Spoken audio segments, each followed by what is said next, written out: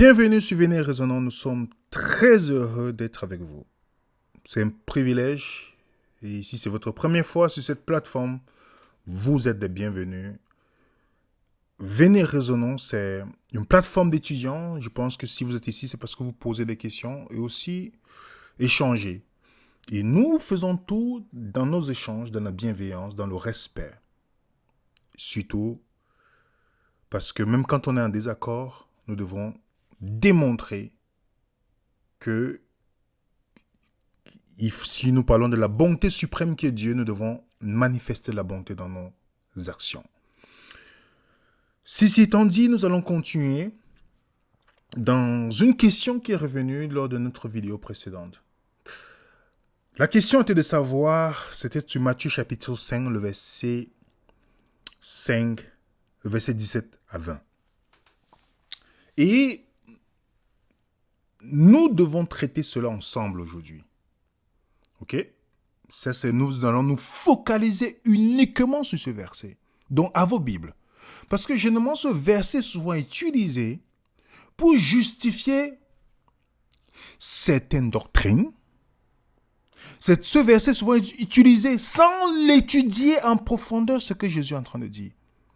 Et dans notre processus de désapprendre pour y apprendre, nous voulons sortir de l'étude de surface, sortir de la compréhension de dénomination, mais retourner à l'évangile tel que nous voyons dans la Bible. Voilà ce qui nous anime. Rien d'autre. Nous n'avons pas un problème avec quiconque, nous avons un problème contre l'erreur, mais pas contre les gens. Bien que le contraire, il y a certaines personnes que lorsque nous présentons des sujets, manifestent notre caractère, mais Jésus nous demande d'aimer tout le monde. Alors, nous allons aller dans notre fameux verset Matthieu chapitre 5. Qui n'a jamais fait face à ce verset pour la justification des 10 commandements et autres choses? Je pense que nous tous, on est passés par là. Il serait pas honnête de dire qu'on est passé par là tous. Bon, peut-être pour certains, non. Matthieu chapitre 5, Jésus dit, ne croyez pas que je sois venu abolir la loi et ou les prophètes. Je suis venu non pour abolir, mais pour accomplir. Intéressons-nous d'abord, parce que ce texte est utilisé pour dire que les chrétiens sont tenus d'observer la loi de Moïse, ou les 10 commandements, ça c'est selon, parce qu'il y a les Israélites noirs qui utilisent ça pour dire qu'il faut que garde la loi de Moïse, et d'autres qui disent que non, ça parle des 10 commandements. Parce que quand on isole ce texte, sans tenir compte du contexte immédiat, on peut le faire dire n'importe quoi. Ok? Une autre version, la version matin dit, ne croyez pas que je sois venu anéantir la loi. Je ne suis pas venu anéantir, mais l'accomplir. Voilà ce que Martin dit. Et si nous regardons d'abord le mot anéantir, parce que ça va nous intéresser dans notre étude. Anéantir, abolir, ou anéantir, c'est kataluo. Ok? Dissoudre, désunir, détruire, démolir, métaphore renversée, c'est-à-dire rendre vain, priver de succès, amener au néant, renverser les choses établies, des formes de gouvernement de loi, pour annuler, abroger, priver. Donc quand je dis, je ne suis pas venu abolir, il dit, je ne suis pas venu dissoudre. Je ne suis pas venu démolir. Je ne suis pas venu annuler. Je ne suis pas venu abroger. Vous comprenez un peu? Je ne suis pas venu amener au néant. Est-ce qu'on est clair? Et ce mot-là se retrouve dans Matthieu 6, par exemple, où on utilise le mot détruit, Matthieu 26, 61, Matthieu 27, 40, Marc 13, 2, Marc 14, 5, où je ne détruirai pas, je détruirai ce temple fait de la main d'homme. Donc, vous voyez le mot détruit qui est là. Jésus, en fait, entre dit, je ne suis pas venu détruire la loi ou les prophètes. Je ne suis pas venu anéanti la loi et les prophètes. Ok? Donc, le deuxième mot qui va nous intéresser, on va nous aider au cours de notre étude, c'est accompli. Accompli qui est pléro. Pléro veut dire accompli, comblé, achevé, complété dans chaque cas, amené à la réalisation, rendre plein, rempli, c'est-à-dire entièrement, rempli au sommet, de sorte que rien ne manque à la pleine mesure, plein jusqu'au bord. Vous comprenez? Le mot pléro, ça fait toujours comme si quelqu'un va amener quelque chose à la réalisation, accomplir quelque chose, amener, remplir quelque chose entièrement, pas à moitié, entièrement. Vous voyez déjà? Je ne suis pas venu anéantir, je ne suis pas venu détruire, mais je suis venu compléter, je suis venu amener à la réalisation, je suis venu achever. Je suis venu amener jusqu'au bord la loi et les prophètes. Je ne sais pas si déjà dans ces deux mots, vous comprenez déjà. Jésus dit, je ne suis pas venu abolir, je suis venu accomplir. Je ne suis pas venu anéantir, mais si je suis venu amener jusqu'au bord. Je pense que vous voyez déjà. Et le mot pléro, accompli, vous le trouvez, Matthieu utilise ça énormément. Chaque fois que Matthieu utilise, Matthieu 1, verset 22, tout cela arrivera afin que s'accomplisse ce que le Seigneur avait annoncé par le prophète. Vous remarquez bien toujours, chaque fois que Matthieu l'utilise, il l'a utilisé d'une manière extraordinaire. Ok? Donc, le mot pléro, chaque fois qu'il l'utilise, c'est pour l'accomplissement des prophéties que Jésus, par rapport à Jésus. Matthieu 2, 15, Matthieu 2, 17, Matthieu 2, 23, Matthieu 3, 15, Matthieu 4, 14, Matthieu 5, le même mot utilisé. Le mot pléro est toujours associé à accomplir quelque chose par rapport aux prophéties messianiques. Donc Jésus dit, je ne suis pas venu anéantir. Je ne suis pas venu détruire. Je suis venu plutôt amener à la réalisation, accomplir. Donc il n'est pas venu abolir la loi et les prophètes, mais les accomplir. Je ne sais pas si vous au moins saisi. On va aller dans le contexte. Parce que c'est très, très intéressant ce que nous faisons ensemble. Ça va nous aider à voir d'une manière honnête que la Bible est son propre interprète. On n'a pas besoin de lire un texte rapidement. Je pense que nous l'avons fait tous. Moi, le premier. De lire peut-être un texte rapidement, voilà, parce que pour arriver à justifier quelque chose. Mais allons dans le contexte de Matthieu, de l'évangile de Matthieu. Des 4 évangiles, Matthieu contient l'utilisation le plus fréquent du mot accompli. Et son texte, si vous lisez Matthieu comprend une 60aine de citations directes de l'Ancien Testament. De nombreuses allusions ou extensions des thèmes de l'Ancien Testament associés à Jésus. Et c'est pourquoi Matthieu, son évangile, s'adresse aux Juifs. Si vous lisez Matthieu, vous allez voir que il commence par la généalogie messianique de Jésus. Son intention était d'affirmer que Jésus est le Messie. C'est pourquoi vous voyez le mot accompli. Les prophéties, il met toujours comme dans les écrits de Matthieu dit comme cela a été écrit par le prophète Ésaïe, par telle personne. Dès le premier chapitre, le livre de la généalogie de Jésus-Christ, fils de David, fils d'Abraham, Matthieu 1, verset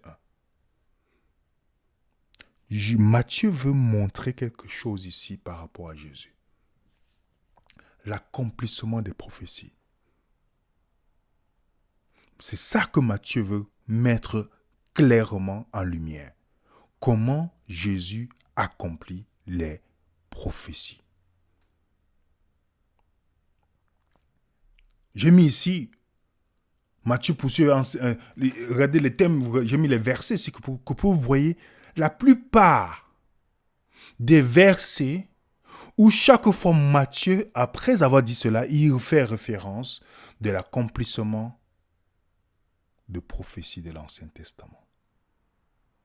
Donc si on veut comprendre le contexte, on doit voir quelle est l'intention de Matthieu. Matthieu enseigne souvent l'accomplissement de ces prophéties à travers la typologie. Jésus est dépeint comme le nouveau Moïse, comme le vrai Israël.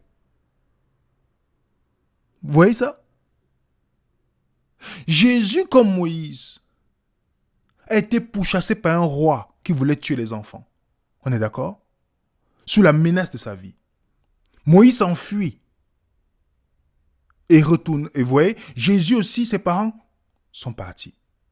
Et pour vous dire une chose, Osée 11, verset 1, Dieu dit, j'ai appelé mon fils hors d'Égypte. En référence à qui? À Jésus. Regardez bien, parce qu'avant qu'on ne réponde, pour vous montrer la cohérence de Matthieu. Est-ce que dans l'Ancien Testament, un homme appelé Joseph a eu un rêve? Un rêve qu'il a mené où? En Égypte. Est-ce que dans le Nouveau Testament, il y a un homme qui s'appelle Joseph, qui a rêvé d'amener son fils qui a amené son fils en Égypte? Et à un moment donné, Dieu a appelé son fils hors d'Égypte. C'est Joseph, le mari de Marie. Est-ce que dans l'Ancien Testament, Israël s'est retrouvé en Égypte et puis Dieu les a appelés hors d'Égypte? Oui. Et quand ils sont sortis hors d'Égypte, ils sont passés par quoi? La mer Rouge. Donc, Paul dit que c'était leur baptême. Est-ce que dans le Nouveau Testament, Jésus, dans sa sortie d'Égypte, est-ce qu'on voit Jésus passer au baptême? Oui. Après, on voit que dans la typologie, Israël fait 40 jours au désert, Jésus, 40 années, Jésus fait 40 jours. Et puis, Israël va sur la montagne pour recevoir les lois de Dieu.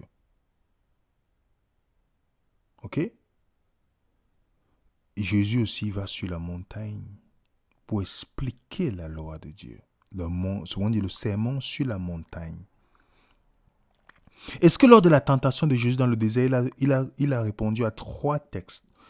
3 textes du livre de Deutéronome, qui veut dire répétition de la loi.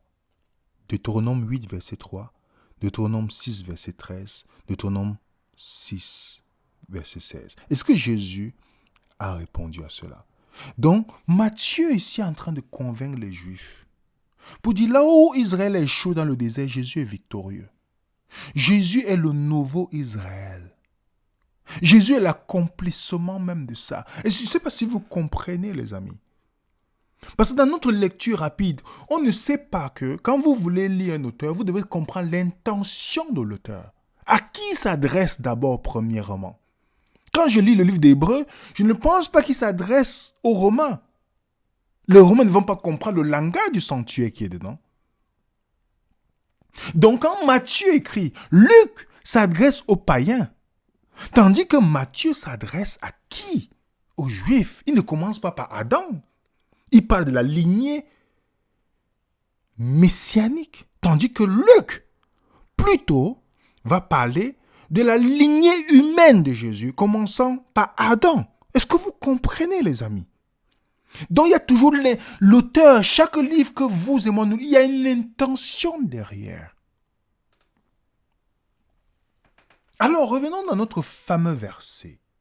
Matthieu, chapitre 5. Ne croyez pas que je sois venu abolir. Ne croyez pas. Ne croyez pas que je sois venu. Est-ce que vous savez que c'est un langage idiomatique, une expression idiomatique? Ce passage commence par la formule qui met fortement l'accent sur ne croyez pas, ne pensez pas. Cette formule se retrouve dans plusieurs endroits dans Matthieu. Par exemple, dans Matthieu 10, 34, où Jésus dit Ne pensez pas que je suis venu apporter la paix sur la terre. Je ne suis pas venu apporter la paix, mais l'épée. Vous n'avez pas encore vu cette expression où Jésus utilise la même expression? Je mets ici pour ceux qui auront le document, ne vous inquiétez pas. Le document sera disponible dans notre groupe Telegram accès. Donc vous voyez le commentaire qui est en bas, épinglé, vous cliquez groupe Telegram. Vous allez avoir le document pour étudier avec toutes les références que nous donnons. Ok? Donc, Jésus utilise une expression qui est connue. Ok? Il dit, ne pensez pas que je suis venu abolir la loi et les prophètes. Ne pensez pas. Donc, Jésus est en train de dire clairement que la loi ni les prophètes ne doivent être abolis. Parce qu'il est là. Il indique clairement que les deux seront accomplis, pas abolis. Vous voyez le point? Jésus n'est pas venu pour détruire. Il est venu pour amener ça à la réalisation. Il n'est pas venu pour détruire Kataluo qu'on a vu ensemble. Jésus est plutôt venu pour faire quoi? Il est venu pour les accomplir. Voilà sa mission. Son objectif n'est pas de détruire la loi ou les prophètes. Et si vous voulez savoir quelle loi ici, je vais venir tantôt là-dessus, ne vous inquiétez pas. Parce que celui qui est cohérent, qui lit Matthieu chapitre 5, il peut lire tout Matthieu chapitre 5, parce qu'il n'y a pas de chapitre. Matthieu 5, 6, 7. Jésus parle de 10 commandements dedans. Il parle de toutes les lois. Tout. Remarquez bien, il met tous ensemble. Il dit qu'il n'est pas venu abolir, mais il est venu accomplir. Ok? Est-ce qu'on est d'accord? Parce que Jésus est né sous la loi. Il ne peut pas être transgresseur de la loi pour dire, ne respectez pas. Vous n'avez pas remarqué une chose? Que chaque fois que Jésus guérit quelqu'un, la plupart, lorsque c'est une guérison par rapport à une maladie donnée dans l'Ancien Testament, qu'est-ce qu'il demande? Parce que dans Matthieu, par exemple, Matthieu chapitre 8, pour ceux qui sont curieux, il dit, va te présenter dans le temple et faire le sacrifice que Moïse a prescrit. Pourtant, il est le sacrifice ultime. Vous n'avez pas remarqué ça? Vous voyez par exemple dans Luc 4, Jésus allait à la synagogue selon sa coutume. Mais Jésus ne partait pas tout le temps à la synagogue. Matthieu, pourquoi Luc utilise cela? Et dans quel contexte? Jésus est né sous la loi. Il est né sous la loi. Donc il respectait, il ne voulait pas montrer que vous ne devez pas. Il est venu montrer l'accomplissement de la loi. Voilà ce que Jésus vient de démontrer. Et dans le verset 18, il dit une chose, excusez-moi, on va lire le verset 18 ensemble. Je vais revenir. Le verset 18 nous dit, car je vous le dis en vérité, tant que le ciel et la terre ne passeront point, il ne disparaîtra pas de la loi un seul iota ou un seul trait de lettre jusqu'à ce que tout soit arrivé. Dites-moi, j'ai vu quelqu'un, je ne sais pas si c'était sincèrement, c'était de la malhonnêteté intellectuelle. Quelqu'un venait commenter en donnant ce verset. Et je me dis, sincèrement, on a beaucoup de choses à faire. On a beaucoup de problèmes. Parce que si les gens lisent rapidement les versets bibliques sans toutefois, moi je ne suis pas professeur de français. Mais la moindre des choses, c'est de bien lire un verset pour comprendre ce que l'auteur veut dire. Il dit, je vous le dis en vérité, tant que le ciel et la terre ne passeront pas, il ne disparaîtrait pas de la loi un seul iota et un seul trait jusqu'à ce que tout soit accompli. Donc, remarquez bien, dans le verset 18, jusqu'à ce que tout soit accompli dépend de quoi? De un seul trait de la loi. Donc, ce qui précède. Ok? Jusqu'à ce que le ciel et la terre disparaissent. Ainsi, remarquez bien la dépendance grammaticale. Le verset 18 nous dit, peut être compris comme Jésus fixe les conditions pour que d'autres personnes pensent que Jésus est en train de fixer les conditions pour que le ciel et la terre passent. Pas du tout. Ce n'est pas ce que Jésus est en train de dire ici. Jésus plutôt veut montrer que pour que, il fait une déclaration que le ciel et la terre, il met le lien, l'accomplissement. Ce que un seul iota de la loi ne passera pas jusqu'à ce que tout soit terminé. Donc pour qu'il y ait une condition, pour que la loi ou le prophète disparaissent, c'est jusqu'à ce que tout soit arrivé. Cette expression, Jésus l'a dit, le ciel et la terre ne passera point, mais mes paroles passeront. Matthieu 24, 35, Marc 13, 31, le ciel et la terre passeront, mais mes paroles ne passeront point. Donc quand Jésus parle ici, qu'est-ce que Jésus veut indiquer? Regardez le mot-clé que ces gens oublient. Jusqu'à ce que tout soit arrivé.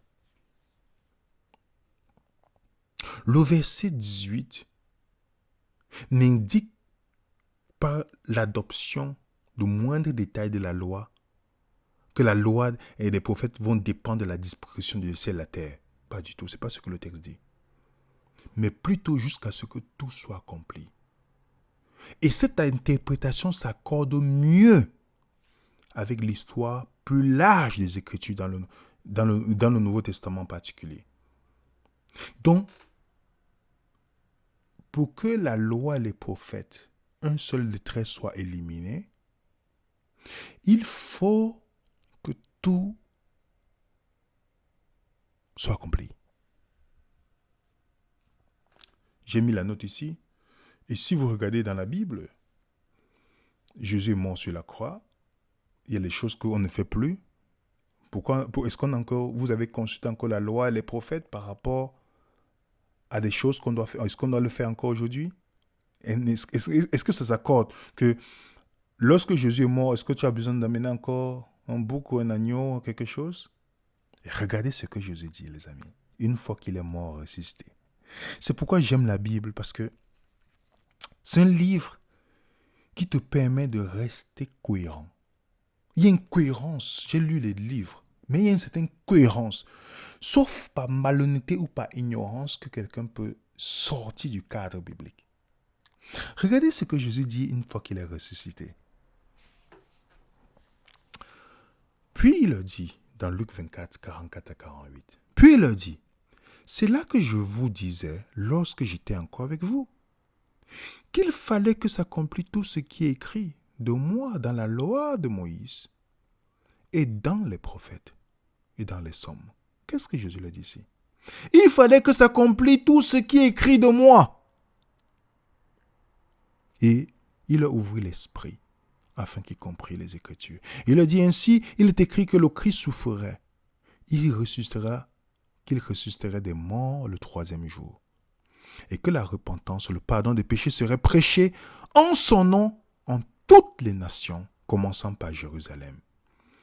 Vous êtes témoins de ces choses. Qu'est-ce qui doit être prêché? La loi de Moïse. C'est ça?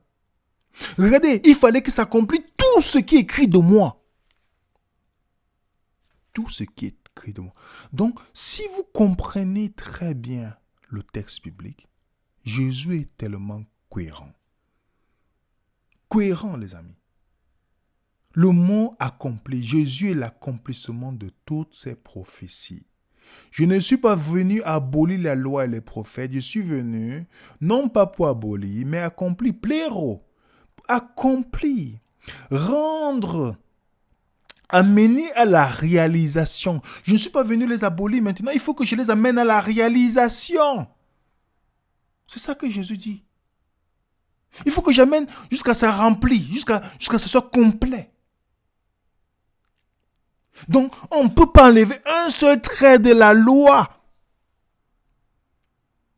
jusqu'à ce que tout ça soit arrivé.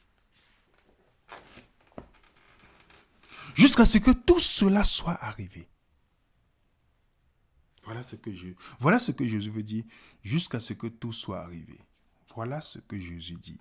C'est donc l'accomplissement par Jésus-Christ de l'Ancien Testament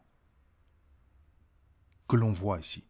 La loi reste valable jusqu'à ce qu'elle atteigne son point culminant prévu. C'est ce qu'il fait maintenant dans le ministère de l'enseignement. Donc ce verset ne déclare pas, comme on l'interprète parfois, que chaque réglementation de l'Ancien Testament reste jusqu'à la venue de Jésus, jusqu'à la seconde venue. Non, non, non, non, non. La loi, donc ce que Jésus est en train de nous faire comprendre ici, c'est que la loi a une durée jusqu'à l'accomplissement. Jusqu'à l'accomplissement. Est-ce que Jésus est l'accomplissement? Est-ce que c'est ce qu'il a dit? Si vous relisez encore, simplement avec votre esprit clair, ne croyez pas que je sois venu abolir la loi. Non, je ne peux pas l'abolir maintenant. Il faut que ça soit accompli. Regardez qu'on est en train de paraphraser. Non, non, non, non, non. Je suis pas venu directement pour dire ne faites pas. Non, non, non. Il faut que ça soit accompli. Il faut que ça soit accompli. Donc ne pense pas que je suis venu abolir. Je veux rendre ça à la... Je veux que chaque point soit accompli. Comme c'est prévu dans le dessein de Dieu. Donc, le temps que le ciel et la terre, il ne disparaîtrait pas un seul point jusqu'à ce que tout soit arrivé. Jusqu'à ce que tout soit arrivé. Donc, si on paraphrase, voilà comment j'ai 2 points, 2 suggestions. Ne faites pas erreur. Je suis ici pour accomplir tout ce qui a été prophétisé à mon sujet dans les Écritures hébraïques. Et rien n'empêchera que cela se produise. La loi, les psaumes, les prophètes sont valides et font autorité. Ils me désignent tous, je les amènerai à leur divin télos, c'est-à-dire but. Un autre, ne pensez pas que je suis venu abolir les lois, dont la loi, les enseignements des prophètes. Je ne suis pas venu pour les abolir, mais pour accomplir ce qu'ils ont dit de moi. J'ai mis un cas. Car, en vérité, je vous le dis, jusqu'à ce que le ciel et la terre ne disparaissent, pas un iota, pas un point ne passera pas la loi, les enseignements des prophètes, jusqu'à ce que j'accomplisse tout ce qui a été dit. Tout ce qui a été dit. Est-ce que Jésus est le point culminant de la loi des prophètes? Il n'est pas le seul à le dire. Plusieurs apôtres l'ont su. Quand vous voyez Paul dit, avant que la foi vînt, nous étions enfermés sur la garde de quoi? De la loi, en vue de la foi qui devait être révélée. Ainsi, la loi était comme un pédagogue pour nous conduire à Christ, afin que nous fussions justifiés par la foi. La foi étant venue, nous ne sommes plus sous ce pédagogue. Est-ce que vous voyez le lien de l'apôtre ici? Une autre version nous dit, avant que vienne le temps de la foi, la loi nous gardait prisonniers, en attendant que cette foi soit révélée. Ainsi, la loi était notre surveillant jusqu'à la venue de Christ, afin que nous soyons rendus justes aux yeux de Dieu par la foi. Maintenant que le temps de la foi est venu, nous ne dépendons plus sur ce surveillant. Est-ce que vous voyez que ça va avec ce verset-là? Une autre version. Avant que la foi vint, nous étions enfermés sous la grâce de la loi, sous la garde de la loi, en vue de la foi qui devait être révélée. Ainsi, la loi a été notre conducteur pour nous amener à Christ, afin que nous fussions justifiés par la foi. Mais la foi étant venue, nous ne sommes plus sous ce conducteur. Je donne encore la version matin. Oh, avant que la foi vînt, nous étions gardés sous la loi, étant renfermés sous l'attente de la foi qui devait être révélée. La loi a été notre pédagogue pour nous amener à Christ, afin que nous soyons justifiés par la foi. Mais la foi étant venue, nous ne sommes plus sous ce pédagogue. Dans la loi, c'est un peu comme d'autres versions disent schoolmaster. si vous lisez en anglais, schoolmaster, dont la loi était comme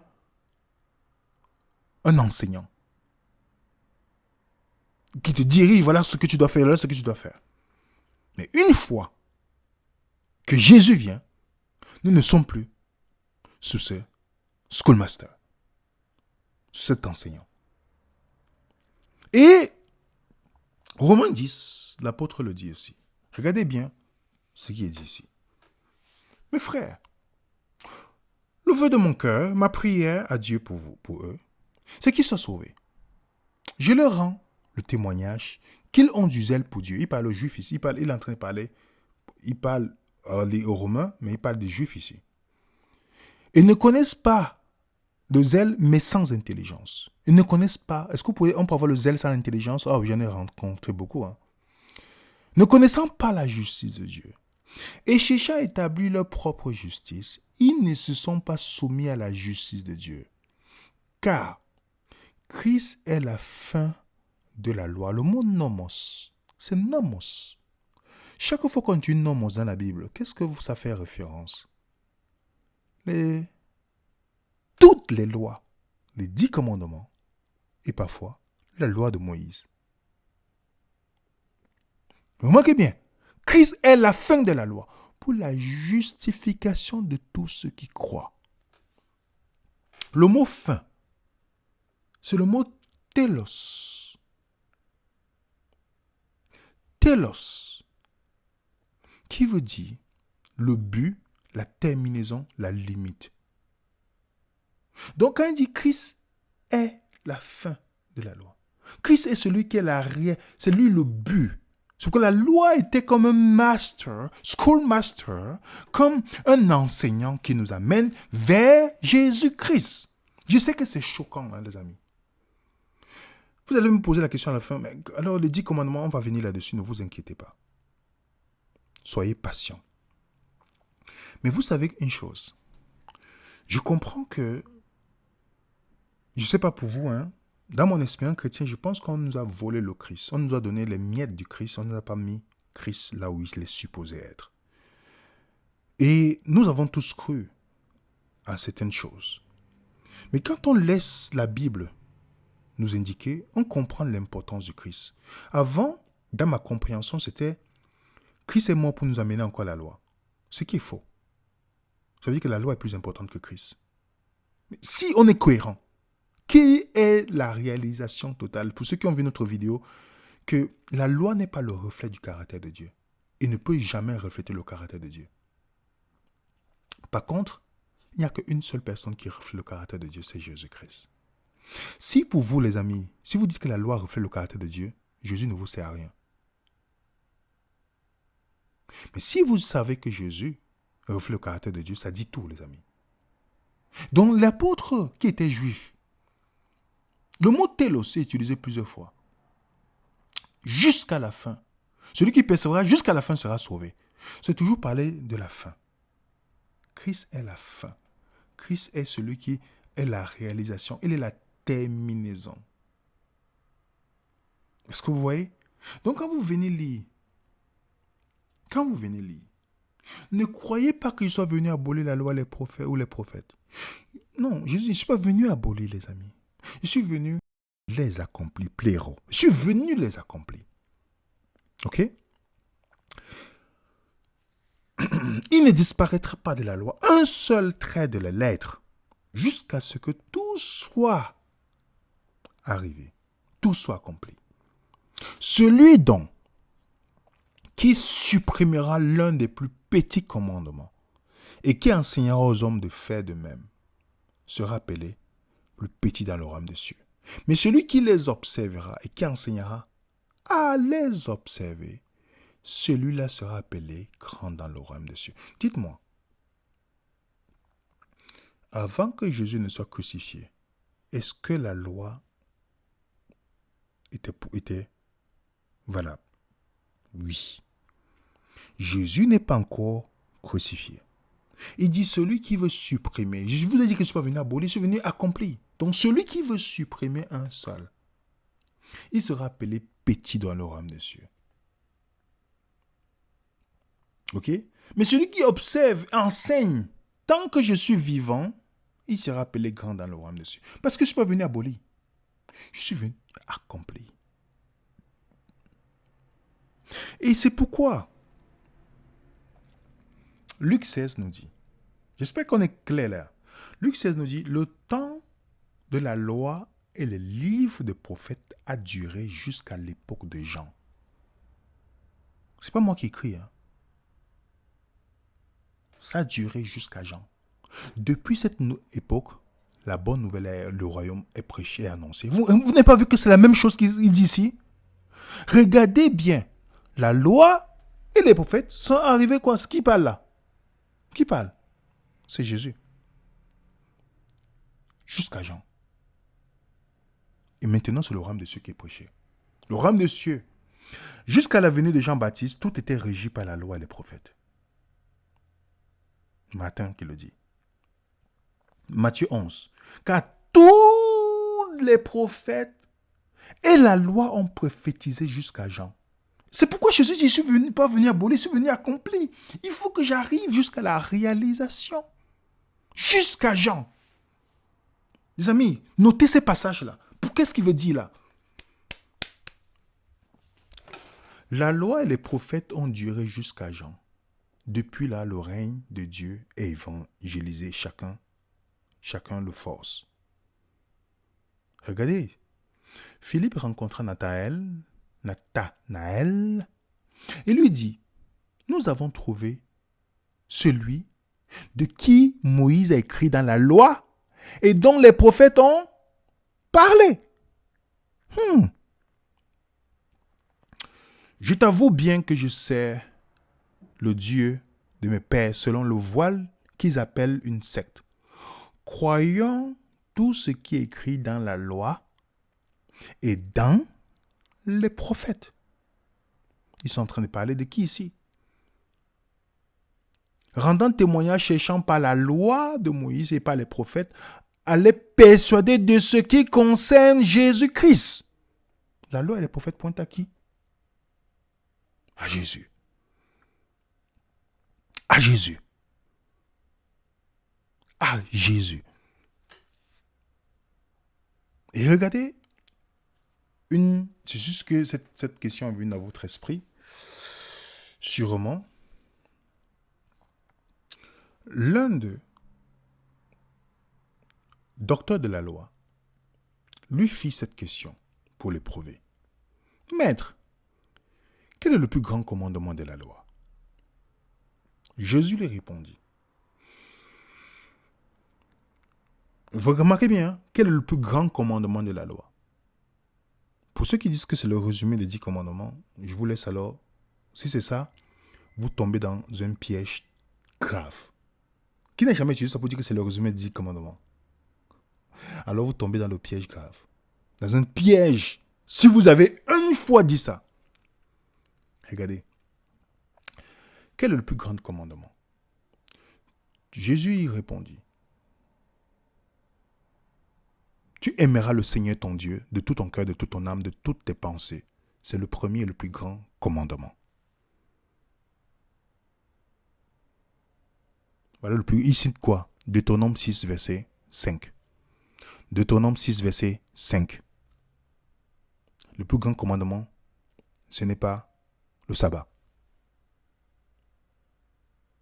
Le plus grand commandement, c'est ça. Mais si vous me dites que Jésus est en train de résumer les 10 commandements ici, alors je vous attends à la fin. Regardez la fin. Et voici le second qui lui est semblable. Tu aimeras ton prochain comme toi-même. Et de ces deux commandements, Jésus cite Lévitique 19, verset 18, et puis dit, de ces deux commandements dépendent de toute la loi et les prophètes. Voilà. Le mot dépendre, c'est le mot accroché, suspendu. Donc, de ces deux commandements, ils dépendent de la loi et les prophètes. La loi et les prophètes ont prophétisé jusqu'à comment? Jusqu'à Jean. Je ne suis pas venu abolir, mais à accomplir. Regardez le jeune homme riche. Il vient discuter avec Jésus. Matthieu 19. Voici un homme s'approcha et lui dit, Maître, que dois-je faire de bon pour avoir la vie éternelle. Il lui répondit, pourquoi m'interroges-tu ce qui est bon? C'est le bon. Si tu veux entrer dans la vie, observe les commandements. Jésus n'est pas encore crucifié. Je ne suis pas venu abolir la loi. Je ne suis pas venu abolir. Regardez. Observe les commandements. Lesquels? Dit-il. Regardez bien. Lisez mot par mot, s'il vous plaît. Observe les commandements. Les gens disent toujours que c'est les 10 commandements dont Jésus a énuméré au Fils. Regardez bien. Tu ne tueras point. Tu ne commettras point d'adultère. Tu ne déroberas point. Tu ne feras point de faux témoignages. Honore ton père et ta mère. Et tu aimeras ton prochain comme toi-même. Voilà. Pourquoi les gens ne parlent pas? Est-ce que ça fait... Il y a les 10 commandements dedans. Tu aimeras ton prochain comme toi-même. Ça fait partie des 10 commandements. Jésus est en train d'énumérer les commandements. Il ajoute cela. Et qu'est-ce qu'on a vu tout à l'heure? Aime ton prochain comme toi-même. Ça fait partie de la loi et les prophètes. Donc, la loi inclut quoi? Ici. Je vous laisse seulement imaginer, hein.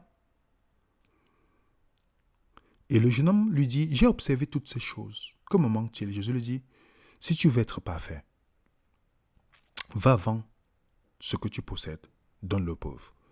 Tu auras un trésor dans le ciel, puis viens et suis-moi. Après avoir entendu ces paroles, le jeune homme s'en alla tout triste, car il avait de grands biens. Qu'est-ce qu'on voit ici? Le jeune homme riche, il connaissait, il observait toute la loi, incluant la loi mosaïque. Remarquez bien dit. Ici, Lévitique 19, verset 18. Mais qu'est-ce qui manquait à ce jeune homme riche? L'amour véritable du prochain. Est-ce qu'il avait volé quelqu'un? Non. Est-ce qu'il avait tué quelqu'un? Non. Et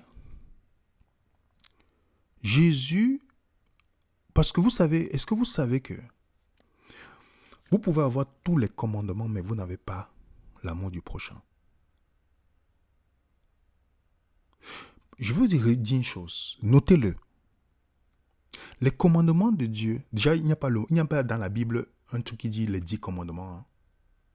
Vérifiez dans l'Ancien Testament, on dit les 10 paroles. Et ce n'est pas écrit du doigt de Dieu comme si Dieu a les doigts. Hein.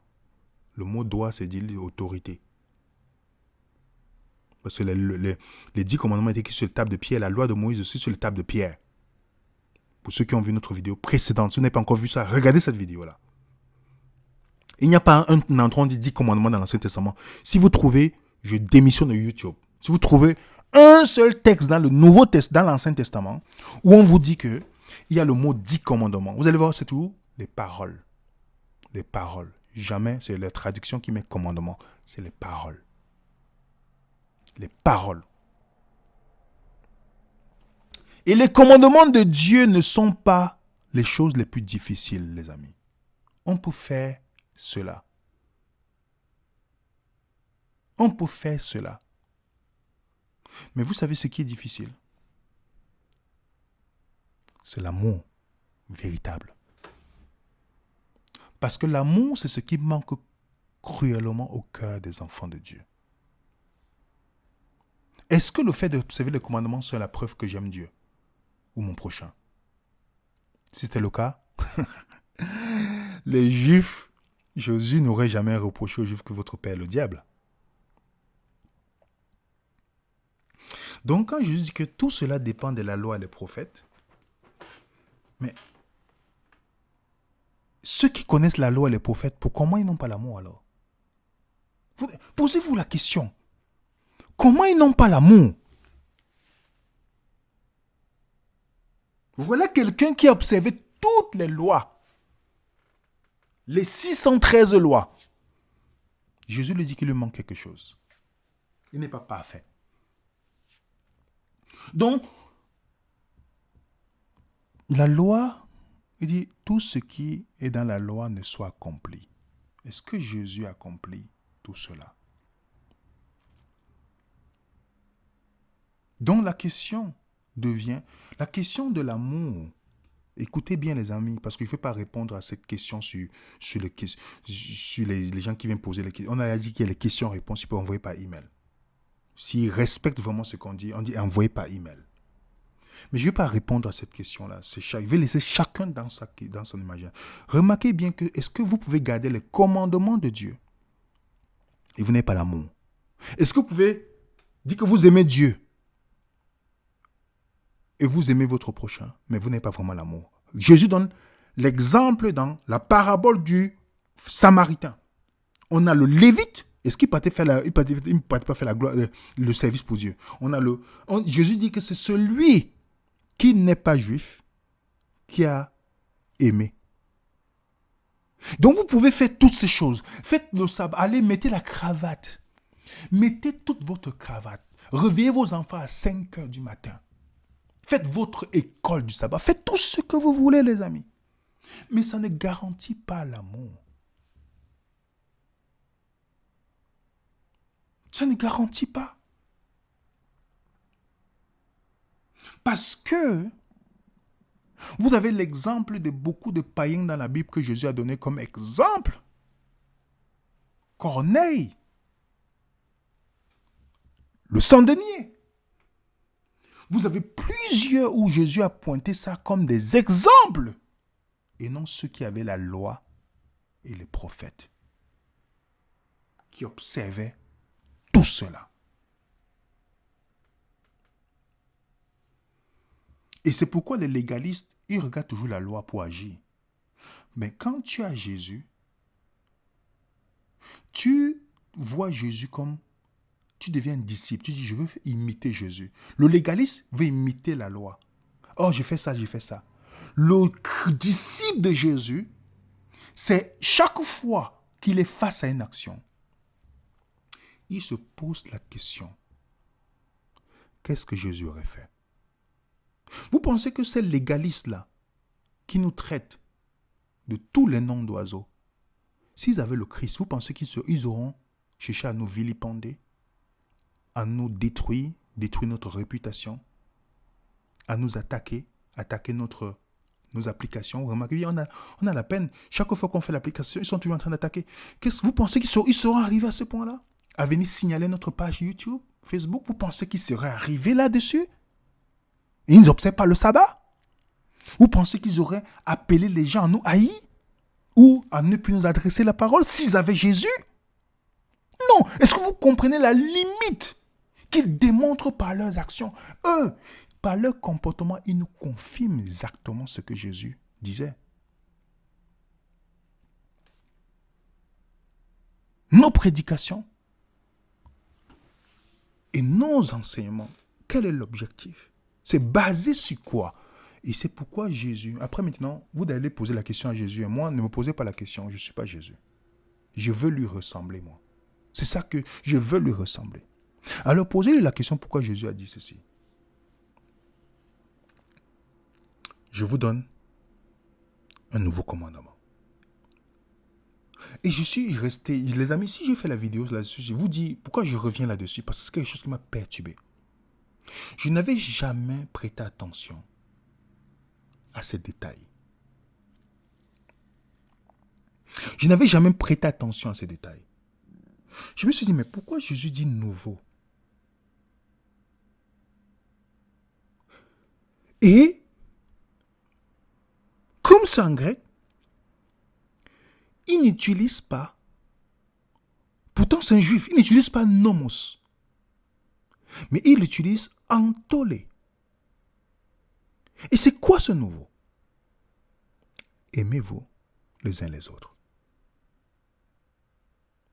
Il y a des gens qui peuvent dire qu'ils aiment Dieu, mais ils ont la haine.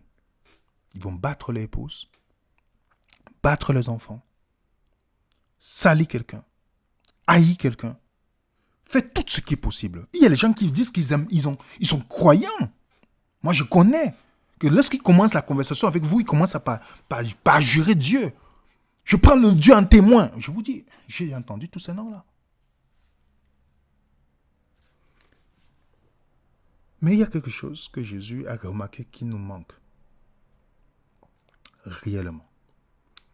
Il se tourne vers ses disciples, pas vers les pharisiens. Je vous donne un nouveau commandement. Aimez-vous les uns les autres. Comme je vous aimais. Remarquez bien. Comme je vous aimais. Dans l'exemple. l'exemple. Jésus, c'est le reflet du caractère de Dieu, non la loi. Donc le croyant prend appui, exemple, sur Jésus. Le légaliste regarde les lois, tandis que le disciple dit, qu'est-ce que Jésus a fait? Il dit, vous aussi, aimez-vous les uns les autres. Regardez le verset 35.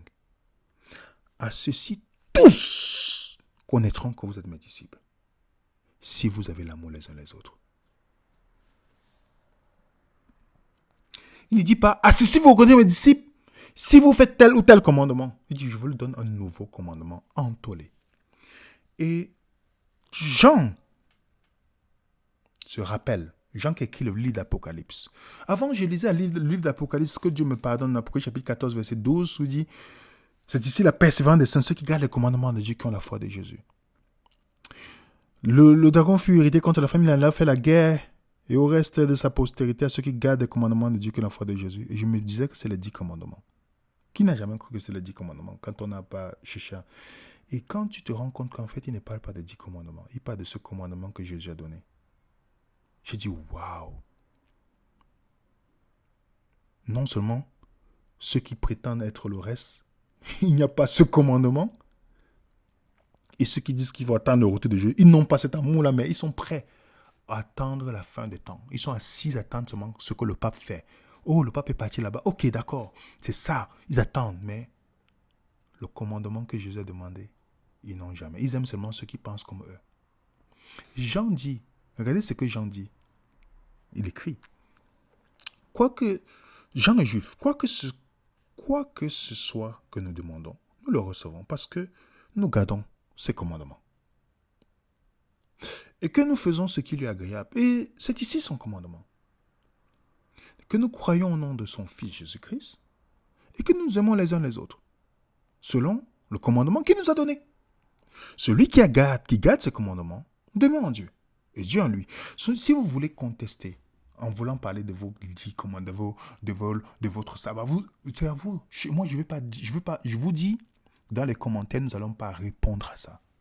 C'est chacun dans sa conscience de se tourner vers Jésus. Mais pourquoi les disciples ont insisté sur ce commandement? C'est chacun. Parce que ne cherchez pas qu'on va vous persuader. Oh, mais que pense ceci? Que dit ceci? Moi, on n'est pas là pour ça. On ne va pas faire cette dissertation. Posons-nous une simple question, simple diagnostic. C'est simple. Pourquoi les disciples ont insisté sur ça? Voilà. Pourquoi Paul dit, la loi se résume en 7 phrases, tu aimeras ton prochain comme toi-même? Pourquoi, les amis? Pourquoi Jacques parle de la loi royale? La loi qui est pour les rois. Aime ton prochain comme toi-même. Jacques 2, verset 8. Pourquoi? C'est la question que je me suis posée, qui m'a taraudé l'esprit. Je me suis dit, mais donc Jésus a donné un nouveau commandement dont je n'ai jamais prêté attention. C'était facile pour moi d'aimer les gens qui pensent comme moi ou qui voient comme moi. Mais est-ce que les 10 commandements, c'est la chose la plus difficile? Non. La chose la plus difficile. Parce que si vous voyez le mot amour qui est là, c'est l'amour désintéressé. Donc quand vous entendez cela, ça demande une transformation de cœur pour pouvoir aimer comme Jésus dit d'aimer. Si ça vous met à votre place, les amis. J'ai vu des gens à cause de la différence théologique. Ils ont dit qu'ils ne pourront même pas s'asseoir, prendre une tasse de tisane avec moi. Pourtant, on était bien proches. J'ai vu des gens, parce que, au lieu de dire, bon, on va essayer d'étudier pour voir ce qui c'est le renom, ils ont pris directement la distance sans jamais venir. Ça veut dire que ils ont les 10 commandements qu'ils font. Ils n'ont pas l'amour. Alors, dites-moi, ça ne vous confirme pas pourquoi Jésus parle d'un nouveau commandement? Dites-moi. Non, réfléchissez. Peu importe. Soyez dans la réflexion. Parce que s'il n'était pas des légalistes, il devait dire, mais j'ai appris que William, Samuel ou Sandra croient à telle chose. Si c'est vrai, s'ils sont dans l'erreur, comme je regarde à Jésus, aimer, Jésus aime comme moi, je vous ai montré l'exemple pour aimer, n'est-ce pas? Alors, si c'est Jésus qui est mon modèle et le reflet du caractère de Dieu, quelle est l'attitude du croyant à ce moment? De celui qui a Jésus. Pas le légaliste. Le légaliste ne va pas chercher à vous contacter parce qu'il a peur d'être contaminé par votre hérésie, comme ils disent. Mais celui qui a Jésus, Jésus n'a pas eu peur de venir dans le monde du péché, il n'a pas eu peur d'être contaminé. Qu'est-ce qu'il fera? Il cherchera à discuter avec vous avec amour. Vous gagnez avec amour. Essayez de comprendre et non de juger et de prendre et de se dire je ne parle plus à tel ou rien du tout. Et c'est pourquoi je vous dis, les amis, l'enseignement de Jésus que je vous dis là dans Jean 13, moi ça m'a donné une vraie claque. Une vraie claque que je suis en train de... je ne suis pas encore remis. Je me dis, je suis passé à côté. À côté. Et jusqu'aujourd'hui, je vous dis, c'est une vraie claque pour moi. Je pensais que c'était les choses simples. Je vous prie, étudiez Jean 13, versets 34 à 35. Prenez le temps, avec les textes, allez en profondeur, les mots qui sont utilisés. C'est une vraie claque, les amis. Je comprends pourquoi Jean, juif, lorsqu'il étudie le mot commandement dans le livre d'Apocalypse, il étudie ce commandement-là. Il parle de ce commandement-là. Et vous savez, le postulat de certains légalistes, parce que le légaliste, quand tu n'es pas d'accord avec lui, il ne te parle plus de ceci. Ils disent, alors mais William, qu'est-ce que le péché? Voilà ce qu'ils vont vous dire. Hein. Regardez. Le péché, c'est quoi? Quiconque pêche transgresse la loi. Le péché, c'est la transgression de la loi. Tu vois, William, on ne peut pas vivre sans la loi. Le péché, c'est la transgression de la loi. Mais c'est très intéressant.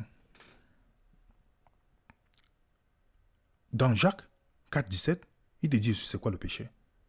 Celui donc qui sait faire ce qui est bien et qui ne le fait pas comme un péché. Il n'est pas de la loi ici. Vous voyez, les gens ont réduit le péché à la loi. Pourtant, ce n'est pas ça l'objectif de la Bible, en fait. Celui qui sait ce qui est bien et qui ne le fait pas, comme un péché. Vous voyez ça? Et il va encore plus loin, Jacques, le frère de Jésus. Que personne, lorsqu'il est tenté, ne dise, celui qui me tente, c'est Dieu qui me tente, car Dieu ne peut être tenté par le mal, il ne tente lui-même personne. Mais chacun est tenté quand il est attiré, amoncé par sa propre convoitise. Puis, la convoitise, lorsqu'elle a été conçue, enfant de péché. Vous avez vu ça? Est-ce que vous comprenez ici? Le péché étant consommé produit la mort. Est-ce que vous voyez le point ici, les amis? Donc, ils ont toujours dit, oh, le péché, c'est la transgression de la loi. Non. Pas du tout. Est-ce qu'on peut pécher en connaissant ce qui est bien? Est-ce que Satan, pour connaître ce qui est bien, ne le fait pas? C'est considéré comme péché? Oui. Le péché n'est pas que lié à la loi. Est-ce que le péché peut être conçu dans le cœur? Oui. Romains 14, tout ce qui n'est pas le fruit de la conviction est un péché. Voilà aussi une définition du péché. Tout ce qui n'est pas le fruit de la tout ce qui n'est pas le produit de la foi, c'est un péché. Jésus dans Matthieu chapitre 5 dit, vous avez appris, mais moi je vous dis, celui qui regarde une femme dans son cœur, commet l'adultère avec elle. Est-ce que c'est écrit dans les 10 commandements? Il dit, celui qui commet le meurtre, c'est parce qu'il a la haine dans son cœur. C'est écrit dans les 10 commandements, ça? Non. Jésus vient démontrer quelque chose ici. Donc, si vous voulez savoir la loi et les prophètes, lisez Matthieu chapitre 5, 6. Jésus détaille. Il parle des 10 commandements dedans. Il parle de la loi mosaïque. Il parle de tout. Lisez Matthieu 5. Vous allez voir, il énumère toutes les choses. Et puis, il conclut dans le verset 20 de Matthieu chapitre 5. Il dit, si votre justice ne surpasse pas celle des pharisiens et des scribes, vous n'entrerez pas dans le royaume des cieux. Écoutez, si votre justice ne surpasse pas celle des pharisiens et les scribes. Les pharisiens et les scribes, qu'est-ce qu'ils faisaient? C'était les légalistes. Ils n'avaient pas l'amour. Donc le péché dans la Bible, si pour ceux qui ont regardé notre vidéo, Adam et Ève n'ont pas péché. Ils ont péché dans quelle manière? Si vous avez vu cette vidéo. Le péché de ne pas croire, d'accepter le mensonge sur Satan, a amené la rébellion. Et vous savez quoi? Ce péché a conduit à d'autres péchés. On a expliqué dans la vidéo. Et vous n'oubliez pas une chose, le péché c'est une dette dans la Bible. Ça n'a rien à voir. Le péché c'est une dette. Pardonne-nous nos dettes comme nous aussi nous remettons à nos débiteurs. Le péché c'est une dette dans la Bible. C'est parce que ces gens ne savent pas, ils pensent qu'ils lisent toujours au commandement, aux 10 commandements. Non, non, non, non, non, non, non, non, il n'y a pas les 10 commandements aussi à l'avant que Satan ne pêche. Non, non, non, non, non, non, non. Si vous êtes cohérents, les anges ne sont pas soumis aux 10 paroles de Dieu. Donc, le péché, c'est une dette. Et la deuxième chose, le péché est une expression d'inimitié. Nous étions morts par nos offenses, par nos péchés, dans lesquels nous marchons autrefois, selon le train de ce monde, le train de la puissance de l'air, de l'esprit qui agit maintenant les fils de la rébellion. Nous étions aussi, nous tous aussi, nous étions de leur nombre. Nous vivons autrefois selon la convoitise de la chair, l'accomplissement de la volonté de la chair et de nos pensées. Nous étions par nature des enfants de colère, comme les autres. Mais Dieu, qui est riche en miséricorde, à cause du grand amour dont il nous a aimés. Le péché ne se limite pas à une action extérieure en transaction de la loi. Il s'agit plutôt d'une motivation interne, motivée par une hostilité envers Dieu. Donc la description biblique de la décadence humaine inclut l'accusation. Ok? Nous sommes ennemis de Dieu. Ok? Donc c'est pourquoi il y a la réconciliation. Cette réconciliation ne vient pas par la loi. Cette réconciliation vient par Jésus. Par Jésus, qui est le seul intermédiaire. Jésus a surmonté cette inimitié dans son œuvre de rédemption, en tant que médiateur des croyants. 1 Timothée 2, verset 5 et Hébreux 7, verset 25. Donc, c'est par lui que la loi ne nous réconcilie pas. Ok? J'espère que c'est clair, les amis. Il nous a donné un nouveau commandement. Il nous a donné un nouveau commandement. À vous de choisir. Donc, le but de cette différente présentation, je vous ferai certaines présentations. Le but de c'est parce que n'oublions pas une chose. Quand Dieu nous donne des choses qui sont intéressantes dans la Bible, comme manger sain, ne pensez pas que ça change quelque chose dans le Dieu. Pourquoi je vous ai montré l'autre jour que manger n'est pas salutaire dans la Bible. C'est plutôt pour ta santé. En mangeant ton cochon, ça n'affecte pas Dieu. C'est pour ta santé. Quand Dieu dit de laver les mains, c'est pour ta santé. Ça se démontre aujourd'hui. Quand Dieu te dit de te reposer, c'est pour ta santé. Parce que le sabbat, il n'y aura pas de sabbat dans le ciel. C'est pour ta santé, parce qu'on vit sur la terre. Mais si vous pensez que votre vie est régie par 10 paroles, vous vous limitez. Parce que le texte ne dit pas tu ne mentiras point. Alors, si vous me dites que c'est les 10 paroles, ça veut dire que vous pouvez mentir parce que ça ne fait pas partie des 10 commandements. Je peux vous énumérer beaucoup de lois humaines que nous avons entre nous qui ne font pas partie des 10 commandements. Est-ce que vous comprenez? Faites tout ce que vous voulez. Vous êtes libre. Venez raisonner, on n'est pas dogmatique. Mais je vais vous inviter à une chose. Prenez votre temps. Étudiez. Pourquoi Jésus dit, voilà comment on va reconnaître mes disciples. Et posez-vous la question, de toutes les personnes qui sont autour de vous, est-ce que vous avez eu des réactions qui pourront dire que voilà un disciple de Jésus-Christ? Moi le premier. C'est la question qu'on doit se poser. Est-ce que, vous allez comprendre, pour ceux qui vont étudier sérieusement en prenant du temps, vous allez comprendre les claques qu'ils vont prendre, parce que moi, j'en ai pris. Jusque-là, je ne suis pas encore remis. En étudiant ce texte, je me suis rendu compte que je pouvais passer toute ma vie dans un légalisme incroyable, sans comprendre que je dois plutôt, et non de regarder la loi, je dois regarder plutôt à Jésus. Il dit, aimez-vous les uns les autres comme je vous ai aimé. Moi aussi, aimez-vous les uns les autres.